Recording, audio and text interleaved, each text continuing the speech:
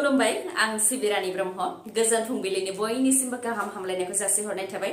आसा खालामो नोंथांमोना गासिबो मोजाङैनो दङ नोंथांमोननि थाखाय आं गोदान मोनसे भिडिअ लानानै फैबावबाय अननानै भिडिअखौ जोबजासिम नायलांदो नोगोरमायाव हिट एन्ड राननि जाथाय हिट एन्ड राननि बोलि जानो गोनां जादों सासे बर' सुबुङा मुङा सुमित बर' बेटकुसिनि ट्रेन्सपर्ट डिपार्टमेन्टनि मावख'नि साखाथियावनो लामानि जाब्रबथाय जादों सिनाय मोनै गारिया बिथांखौ सौख्रांलांदों जायजों सुमित बर' बिथाङा जिउ खोमानो गोनां जादों उनाव बिथांनि गोथै देहाखौ पस्टमर्टेमनि थाखाय जिएमसिएच फारसेबो लांनाय जादों मिथिहोनाय बायदिब्ला बिथाङा गुबैयै बरपेटानि थागिबि नाथाय खामानिनि थाखाय गुवाहाटियाव थायोमोन बे जाब्रबथायनि अनगायैबो गुबुन मोनसे जाब्रबथायाव साबानि मादाव सासेया जायगायावनो जिउ खोमानो गोनां जादों आरो साब्रैया जोखोम जानो गोनां जादों उदालगुरि खलायगावनि मनरगुरिनि लामायाव जादों गिख्रंथाव जाब्रबथाय गुवाहाटिनिफ्राय उदालगुरि फारसे एल्ट' गारिजों फैबाय थानाय समावनो गारिया जाब्रबथायजों मोगा मोगि जानो गोनां जादों जायजों सासेया जायगायावनो जिउ खोमानो गोनां जादों ओनसोलनि रायजो राजाफ्रा फोरमायथिनाय बादिब्ला दैबाना जानायनि थाखाय थांनाय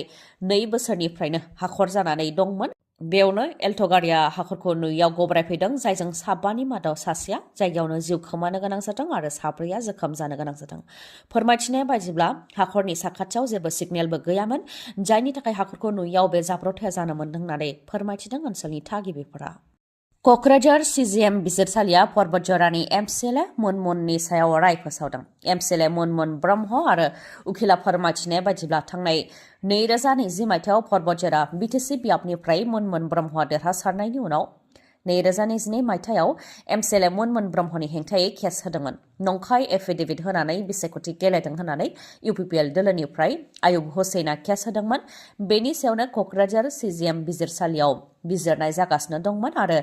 बिजिरनायनि उनाव एमसिएलए मुनमुन ब्रह्मआ नंखाय एफिडेभिट होनानै बिसायख'थि गेलेयाखै होननानै फोरमान जादों होननानै बुंथिदों बिथाङा सैथोआ जेब्लाबो देरहासारनो हायो होननानै बुंथिदों एमसिएलए मुनमुन ब्रह्मआबो इउपिपिएल दोलोनिफ्राय बेंकनिफ्राय लानानै गोबां साखिबो लानानै फैदोंमोन नाथाय फोरमान होनो हायाखै जायनि थाखाय बिजिरसालिया सैथोजों थांनानै रायखौ फोसावदों होननानैबो बुंथियो आरो बे केसनिफ्राय एमसिएलए मुनमुन ब्रह्मखौ उदां खालामनाय जाबाय आरो बेनि थाखाय क'क्राझार सिजिएम कर्टनिसिमबो साबायखर बावो एमसिएलए बिथाङा लोगोसे इउपिपिएल दोलोनि सायावबो गाग्लोबनानै बुंथिबावोदि बिथांमोनहा नंखाय खोथा बुंनानै दासिमबो सालायगासिनो दं बिथांमोना जेब्लाबो रायजो राजानि सिगाङाव नंखायै खोथा बुंनानै फोसावनो नागिरो नाथाय सैथोआ जेब्लाबो देरहासार होननानै बुंथियो एमसिएलए मुनमुन ब्रह्मआ माइक्र' फाइनान्सनिफ्राय लन लानाय आइजोफोरा लन होनायनिफ्राय रेहाय मोननाय बायदि बे खेबाव रां दाहार लानायफोराबो रांखौ होफिननो गोनां जानाय नंलाबो जानो हागौ नंगौ बे खौराङा खायफानि थाखाय गोजोनथाव रादाब जानो हागौ आरो दाहार हरग्राफोरनि थाखाय जोबोद गाज्रि खौरांबो जानो हागौ सुद लानानै रां दाहार होनाया गोलाव बोसोरनिफ्रायनो गामि गामि आरो टाउनफोरावबो जाबोदों नाथाय बावैसो सान सिगांनिफ्रायनो सुद लानानै रां दाहार हरग्राफोरखौ हमग्लुंदों आसाम पुलिसा आरो रां दाहार लाग्राफोरा रांखौ गरसेबो हरफिननांनाय नंलाबो जानो हागौ आसामनि गिबि मन्थ्रि डक्टर हेमन्त बिश्व शर्माया फोसावदों दि साननैनि गेजेरावनो राहा लागोन जाहाथे रां दाहार लाग्राफोरा रांखौ हरफिननो गोनां जाया सुद लानानै रां दाहार होग्राफोरनि गलाखौ बन्द खालामनो थांगासिनो दं होननानैबो गोख्रों रावजों बुंथिदों डक्टर हेमन्त बिश्व शर्मा बिथाङा सावरायनो गोनांदि गाहाय थाखोनिफ्राय लानानै गोजौ थाखोनि सुबुंफोरनिसिम गोबाङानो रां दाहार लायो हरखाबै रांनि गोनांथि जायोबा बा माब्लाबा समाव आखायाव गरसेबो रां गैथ'वा जायोब्ला सुद होनानैब्लाबो गुबुननिफ्राय रां दाहार लानानै सोलिनो गोनां जायो नाथाय आसाम सोरखारा सुद लानानै रां दाहार हरग्राफोरनि गलाखौ बन्द खालामोब्ला बेनि सायाव नोंथांमोनहा मा बुंगोन दाहारनि अनगायैबो अनलाइन जुवाखौबो बन्द खालामनो थांखि लादों आसाम सोरखारा अनलाइन जुवा होनायखौ लानानै सनितपुरनि मिसामारियाव जालाल शेखनि हेंथा केस होनाय जादोंमोन जाय दा खारखुमानानै दं बे केसनि सायावनो बिथा खालामनानै अनलाइन जुवा होनायखौ बन्द खालामनो थाखाय सदनाव थांखि लानाय जादों होननानै फोरमायथिदों मन्थ्रि पिजुस हाजरिका बिथाङा फोरमायथिदों दि अनलाइन जुवा होनानै समाज बिजोंनि गेजेरजों लब दिन्थियो आरो कास्टमारफोरनि गोसोखौ बोयो आरो बेजोंनो बिथांमोनहा जोबस्रांलाङो जुवा एपनि गेजेरजों बोलि जानो गोनां जायो बेनिखायनो अनलाइन जुवा होनायखौ बन्द खालामनो थांखि लादों होननानैबो फोरमायथिदों मन्थ्रि पिजुस हाजरिकाया जेब्लानिफ्राय सोरखाराव फैदों अब्लानिफ्राय गोबां खम उन्दुदों आं बिटिसिनि चिफ जानानै एसेबां गोजोन नङा आं बेबायदि गोहोखौ लुबैयाखैमोन मानोना आं हाग्रामा महिलारि बायदि चिफ नङादि बे खोथाखौ फोरमायथिदों प्रमद बर'आ फोरमायथिदों दि बे 3 बोसोराव सान मोना समान खालामनानै गोबां खामानि मावदों जेब्लानिफ्राय सोरखाराव फैदों गोबां खम उन्दुदों राजखान्थिगिरि हिसाबै बिटिसिनि चिफ जानानै बा बिटिसिनि चिफनि पस्टखौ लानानै एसेबां गोजोन नङा मानोना आंनो बेबायदि गोहोखौ नाङामोन होननानैबो बुंथियो प्रमद बर'आ हाग्रामा महिलारि बायदि आं चिफ नङादि होननानैबो बुंथिबावो प्रमद बर'आ फोरमायथिनो गोनांदि बिसायख'थिया खाथियावसै हाग्रामा महिलारिनि सोरखारनि समाव खामानि मावनाय आरो प्रमद बर'नि खामानि मावनायनि गेजेराव मा फारागथि दं बेनि सायाव गावनि खामानि मावनायनि सायाव प्रमद बर'आ बुंथिदोंदि इउपिपिएलआ मा मिशन मा भिजनजों खामानि मावनो नागिरदों बेखौ रायजो राजानो बुजिहोनो हाबाय 3 बोसोराव ओरैबायदि जायगा गैया जेराव खामानि मावनायनि बेलायाव इउपिपिएल दोला आखाइ होआखै 17 बोसोराव हाग्रामा महिलारिनि सोरखारा PMAY नि गेजेरजों 39,000ल' न' लुनो हादोंमोन नाथाय बे 3 बोसोराव इउपिपिएल बिजेपि जथाइ सोरखारा 1,68,000 न' लुदों होननानैबो फोरमायथिदों लोगोसे बुंथिबावदोंदि इउपिपिएल आरो बिजेपि जथाइ सोरखारा 3 बोसोर सोरखाराव 2 बोसोर खामानि मावाखैमोन नाथाय 1 बोसोराव गं 550नि गोबां फरायसालिफोरखौ फोसाबदों आरो थांनाय 1 बोसोरावनो गं 100 गोदान फरायसालि बानायदों होननानैबो दाबि खालामो प्रमद बर' बिथाङा बेनि अनगायैबो फोरोंगिरिफोरखौ ट्रेनिं होदों ISPL खुंदों डुरान्ड काप सन्टोष ट्रफी बायदि खुंदों सुपार 50 लाबोदों हानि फोरमान बिलाइखौ 100% डिजिटाइजेशन खालामदों आसाम सरकारा मिशन बसुन्धरा लाबोदों आरो बिटिसिआव मिशन बैसोमुथि लाबोदों होननानैबो फोरमायथिदों बेनि अनगायैबो थांनाय 17 बोसोराव हाग्रामा महिलारिनि सोरखाराव मावनाय खामानिनि सायावबो बिथाङा बुंथिदों दि थांनाय 17 बोसोराव हाग्रामा महिलारिनि समाव माखासे लामा दालांफोरनि खामानिया जादों नाथाय सोरखाराव थायोबा बेफोर खामानिया जाखागोन होननानैबो बुंथिबावो बिथाङा अंगनवाड़ी वार्कार आरो हेल्पारफोरनि गोख्रों दाबि थांनाय गोलाव समनिफ्रायनो अंगनवाड़ी वार्कार आरो हेल्पारफोरा गावसोरनि माखासे दाबिखौ लानानै धरना होबोदों थिग बेबायदिनो चिरां जिल्लानि सिडलियाव थानाय अंगनवाड़ी मावख'नि लांगोना बर' बाजार आरो गसाइगावनि ICDS मावखुलिनि लांगोनायावबो अंगनवाड़ी वार्कार आरो हेल्पारफोरा धरना होदों बेबायदिनो आसामनि दाब दाब जायगायावनो बिथांमोनहा गावसोरनि दाबिखौ लानानै धरना होदों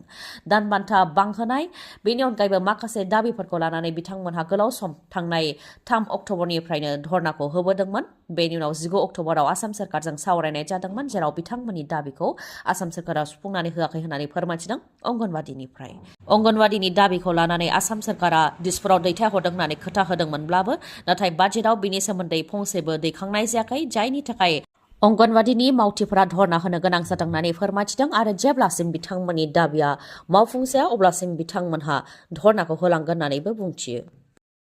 आम आदमी पार्टी अदेबानि आपनि रायजोनि बुंथिगिरि सन्जीब गयारिया BPF दोलोआव हाबबाय इउपिपिएल दोलोआ सोरखाराव थासेयावबो सोरखाराव थानाय दोलोआव हाबहैयालासे BPF दोलोआव हाबदों सन्जीब गयारिया बेनि सायाव बिथाङा फोरमायथिदों दि गोहोआव थासेयावबो इउपिपिएलआ दिनैनि समावबो क'क्राझार लकसभा बियाबनि थाखाय बिजाथि फोसावनो हायाखै जेरावनाखि BPF दोलोआ उदालगुरि दरं लकसभा आरो क'क्राझार लकसभा बियाबाव हारसिङैनो बिसायख'थिखौ गेलेगोन होननानै बिजाथिफोरखौ फोसावनानै होबाय होननानै बुंथियो बिथाङा बेनि अनगायैबो फोरमायथिबावदों दि प्रमद बर' बिथाङा बिटिआरनि गासैबो दफाफोरखौ मावफुंनानै होनो थाखाय रादाय होदोंमोन नाथाय बिटिसिनि मासियाव जिरायनाय लोगो लोगोनो बिथाङा बेफोर रादायखौ मोनफानि उनाव मोनफा बावगारलांजोब्बाय जायनि थाखाय इउपिपिएलनि जिल्ला आरो ब्लकनि दैदेनगिरिफोरानो गामियाव माबोरै हाबनो हागोन होननानै बुंथियो जेरावनाखि बे 4 बोसोराव जेबो खामानि मावनो हायाखै खामानि मावदोंब्लाबो रायजो राजाफोरखौ गोजोन होनो हायाखै होननानैबो बुंथियो आरो बिथांमोननि दैदेनगिरिफ्रा गावसोरसो हा गारि न' बां लुनानै गिदिंगासिनो दं होननानैबो अजद होयो सन्जीब गयारिया जेरावनाखि बड'लेण्ड बिनायाव रायजो राजाफोराबो सोमावसारफादोंमोन NTB आरो रन्जन दैमारि बिथांमोनहाबो 33 बोसोर सोमावसारदोंमोन नाथाय दिनै बिथांमोनखौ गोरोबथानि उनावबो जोबथेसालियाव सोनानै दोनदों आरो बिथांमोनखौ उदां खालामनो थाखाय प्रमद बर'आ जेबो खामानि मावाखै आरो उनावबो मावनाय नङा होननानैबो बुंथियो बिथाङा नाथाय 2025 मायथाइयाव हाग्रामा महिलारिया जेब्ला बिटिसिनि चिफ जागोन अब्ला रन्जन दैमारिजों लोगोसे NDBफोरखौ उदां खालामगोन होननानै रादाय होदों होननानैबो फोरमायथियो सन्जीब गयारिया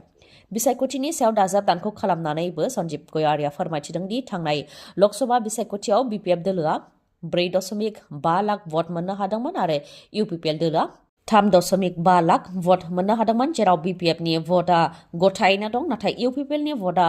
गावस्राबाय मानोना प्रमद बर'नि खोथा लानानै गोबां आसाजों रायजो राजाफ्रा इउपिपिएलखौ मदद होदोंमोन नाथाय बिथांमोनहा दा दुखु मोनबाय होननानैबो फोरमायथिबावो सन्जीब गयारिया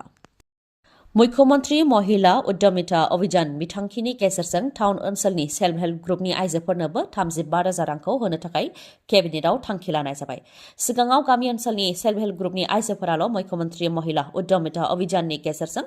35,000 रांखौ मोनगोन होननानै फोसावदोंमोन। दा टाउन ओनसोलनि आइजोफोराबो बे रांखौ मोननो हासिगोन, जेराव 35,000 रां मोननो हागोन आरो बे 35,000 रांनि मादाव गिबियाव 10,000 रांखौ मोननो हागोन, बेनि उनाव 25,000 रां लन मोननो हागोन। 25,000 रांनि मादाव खावसेखौ बेंकनिफ्राय लन मोननो हागोन आरो खावसेखौ अदेबानि 12,500 रांखौ सोरखारनि फारसेनिफ्राय साबसिडि होनाय जागोन। आरो बे गासै रांखौ सुख'जोबोबा बेंकनिफ्राय क्रेडिट मोननायाव सोरखारा मदद होबावगोन होननानैबो फोरमायथिदों सोरखारनि फारसेनिफ्राय। टाउन सहराव थानाय आइजोफोर जायफोर बिथांमोनहा फालांगि दंखायो बिथांमोनहाबो बे बिथांखिनि गेजेरजों रांखौ मोननो हागोन। बिथांमोनखौ मदद होनो थाखाय सोरखारा टाउनाव थानाय सेल्फ हेल्प ग्रुपनि आइजोफोरनोबो बे रांखौ होनो थाखाय थांखि लादों होननानै फोरमायथिदों। दिनैनि भिडिअआ एसेनोसै। नोंथांमोना जुदि भिडिअखौ मोजां मोनदोंबा लाइक, कमेन्ट आरो शेयार खालामनो दाबाव। गोजोन्थों।